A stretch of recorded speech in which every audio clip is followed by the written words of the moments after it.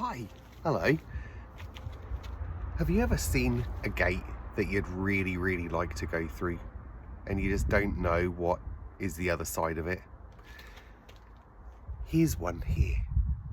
I'm going to go through it just to see what is the other side. Are you coming? Let's go.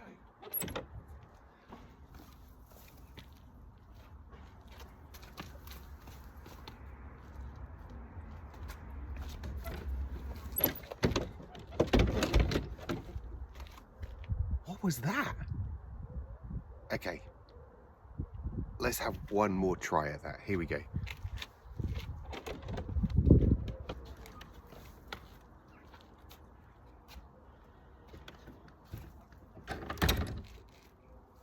What is going on?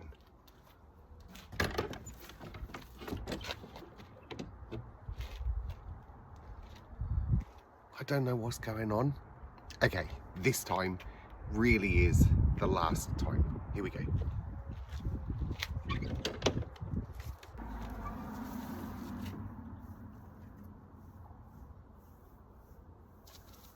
Now press stop.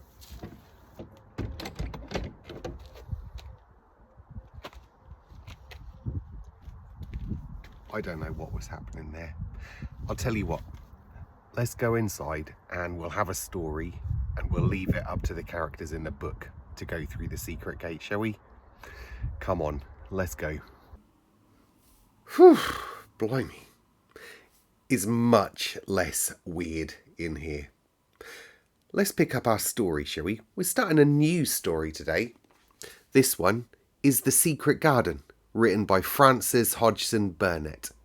Tonight, we'll have chapter 1. So, get yourselves comfy. Get yourselves a nice drink, I think, tonight. Maybe, if you've behaved today, you can have a slice of cake as well. Cozy yourself up with your drink and your cake and get set to listen to chapter 1 of The Secret Garden. Here we go. Chapter 1. There is no one left. When Mary Lennox was sent to Misselthwaite Manor to live with her uncle, everybody said she was the most disagreeable-looking child ever seen. It was true, too. She had this little thin face and a thin little body, thin light hair and a sour expression. Her hair was yellow and her face was yellow because she'd been born in India and had always been ill in one way or another. Her father had held a position under the English government and had always been busy and ill himself. Her mother had been a great beauty who cared only to go to parties and amuse herself with other people. She had not wanted a little girl at all. And when Mary was born, she handed her over to the care of an ayah, who was made to understand that if she wished to please the Memsahib, she must keep the child out of sight as much as possible. So, when she was a sickly, fretful, ugly little baby, she was kept out of the way, and when she became a sickly, fretful, toddling thing, she was kept out of the way also. She never remembered seeing familiarly anything but the dark faces of her ayah and the other servants. And as they always obeyed her and gave her her own way in everything, because the Memsahib would be angry if she was disturbed by her crying, by the time she was 6 years old, she was as tyrannical and selfish a little pig as ever lived. The young English governess who came to teach her to read and write disliked her so much that she gave up her place in 3 months. And when other governesses came to try and fill it, they always went away in a shorter time than the first one. So if Mary had not chosen really to want to know how to read books, she would never have learned her letters whatsoever. One frightfully hot morning, when she was about 9 years old, she awakened feeling very cross, and she became crosser still when she saw that the servant who stood by her bedside was not her ayah. "Why did you come?" she said to the strange woman. "I will not let you stay. Send my ayah to me." The woman looked frightened, but she only stammered that the ayah could not come, and when Mary threw herself into a passion and beat and kicked her, she looked only more frightened and repeated that it was not possible for the ayah to come to Missy Sahib. There was something mysterious in the air that morning. Nothing was done in its regular order, and several of the servants seemed missing, while those whom Mary saw slunk or hurried about with ashy and scared faces. But no one would tell her anything, and her ayah did not come. She was actually left alone as the morning went on, and at last wandered out into the garden and began to play by herself under a tree near the veranda. She pretended that she was making a flower bed, and she stuck big scarlet hibiscus blossoms into little heaps of earth, all the time growing more and more angry and muttering to herself the things she would say and the names she would call Sadie when she returned. Pig, pig, daughter of pigs, she said, because to call someone a pig is the worst insult of all. She was grinding her teeth and saying this over and over again when she heard her mother come out on the veranda with someone. She was with a fair young man, and they stood talking together in low, strange voices. Mary knew the fair young man who looked like a boy. She had heard that he was a very young officer who had just come from England. The child stared at him, but she stared mostly at her mother. She always did this when she had a chance to see her, because the Mem Sahib, Mary used to call her that oftener than anything else, was such a tall, slim, pretty person and wore such lovely clothes. Her hair was like curly silk, and she had a delicate little nose which seemed to be disdaining things, and she had large, laughing eyes. All her clothes were thin and floaty, and Mary said they were full of lace. They looked fuller of lace than ever this morning, but her eyes, they were not laughing at all. They were large and scared and lifted imploringly to the fair boy's officer's face. "Is it so very bad? Oh, is it?" Mary heard her say. "Awfully," the young man answered in a trembling voice. "Awfully, Mrs. Lennox. You ought to have gone to the hills 2 weeks ago." The Mem Sahib wrung her hands. "Oh, I know I ought to," she cried. "I only stayed to go to that silly dinner party. Oh, what a fool I was." At that very moment, such a loud sound of wailing broke out from the servants' quarters that she clutched the young man's arm, and Mary stood shivering from head to foot. The wailing grew wilder and wilder. "What is it? What is it?" Mrs. Lennox gasped. Someone has died," answered the boy officer. "You did not say it had broken out amongst your servants." "I didn't know," she cried. Come with me, come with me." And she turned and ran into the house. After that, appalling things happened, and the mysteriousness of the morning was explained to Mary. Cholera had broken out in its most fatal form, and people were dying like flies.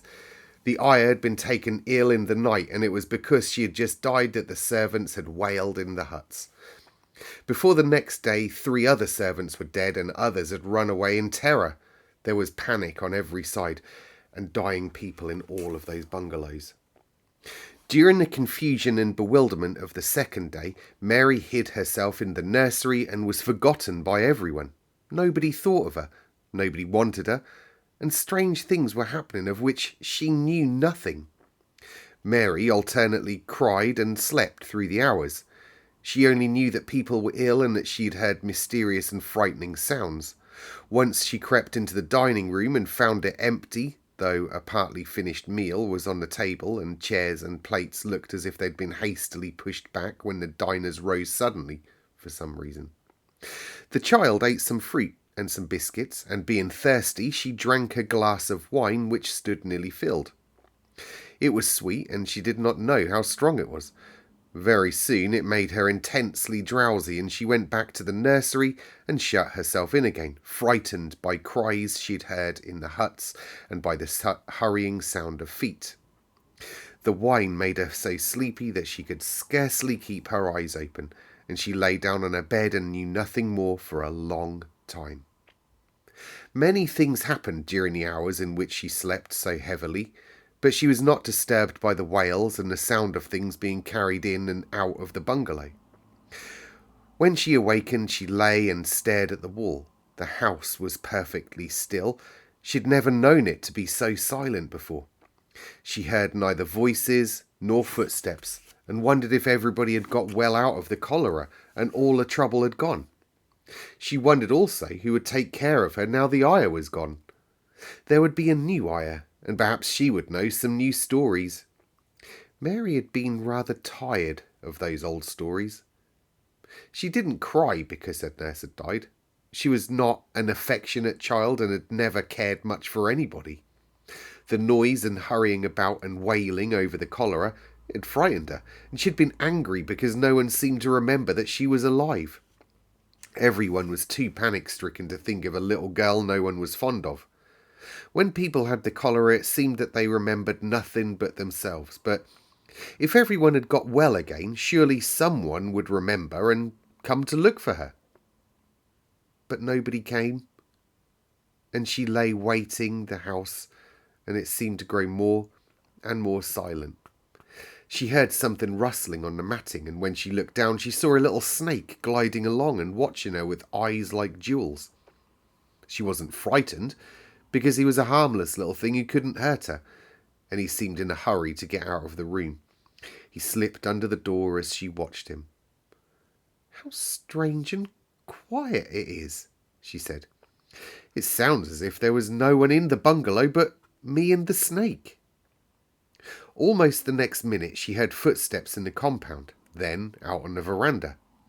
They were man footsteps, and the men entered the bungalow and talked in low voices.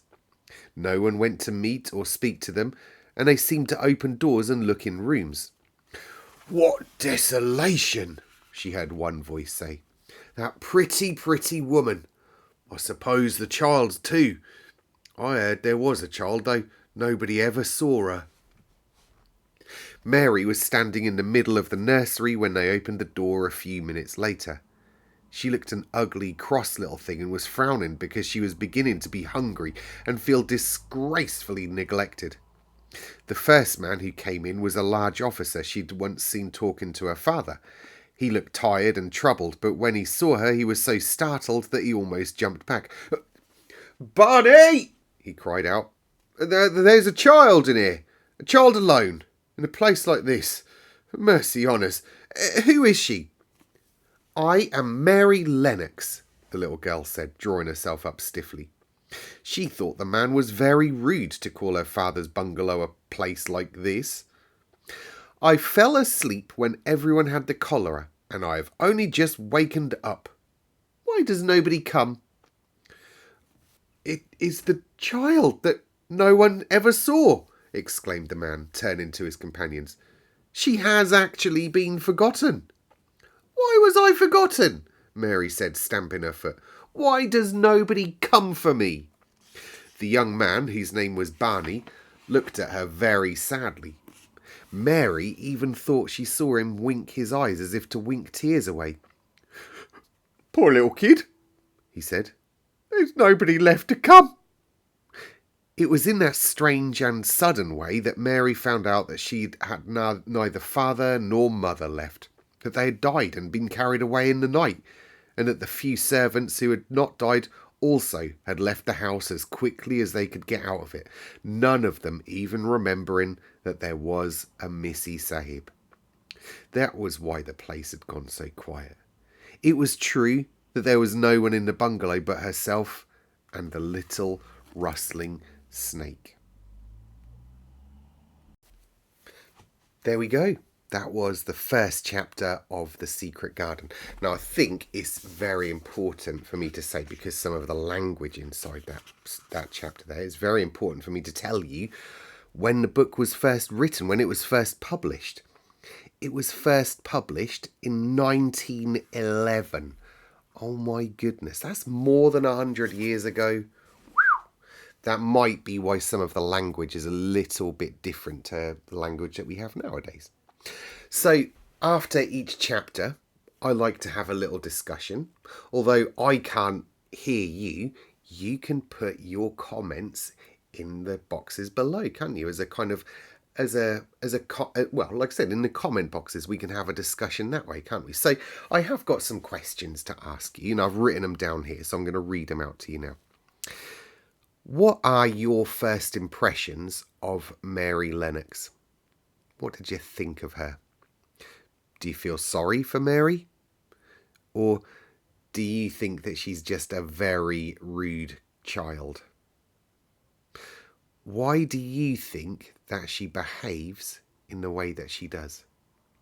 So think about those things, think about those questions. What do you think? Write them underneath. Thanks very much. All right, I'll see you all tomorrow for chapter 2 of The Secret Garden. Good night.